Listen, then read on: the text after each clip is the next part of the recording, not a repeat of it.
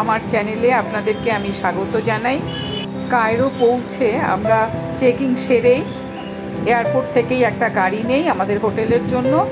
আমাদের হোটেল ওখান থেকে বেশ কিছুটা দূরত্বেই ছিল, প্রায় 35 থেকে 40 কিলোমিটার দূরে, কারণ আমাদের উদ্দেশ্য ছিল যে আমরা সবাই গিজা পিরামিডের কাছেই থাকবো।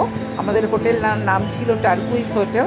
আমি অবশ্যই পরে আপনাদেরকে রিভিউ দেব। এখন খুব উৎসাহিত আমরা চলেছি আমাদের হোটেলের উদ্দেশ্যে।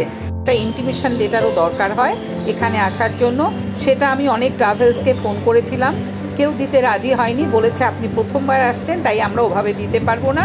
শেষে অ্যাটলিস্ট থেকে আমরা ভিসা করি, খরচ পড়েছিল 4,500 টাকা, সাথে ছিল হেলথ ইন্স্যুরেন্স এবং আমাদের ইন্টিমেশন লেটারটাও।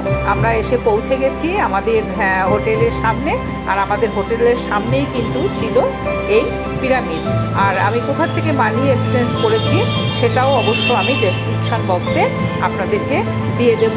অবশ্যই আমার চ্যানেলটি সাবস্ক্রাইব করে দেবেন। সুস্থ থাকুন, ভালো থাকুন, আনন্দে থাকুন আর ঘুরে বেড়ান।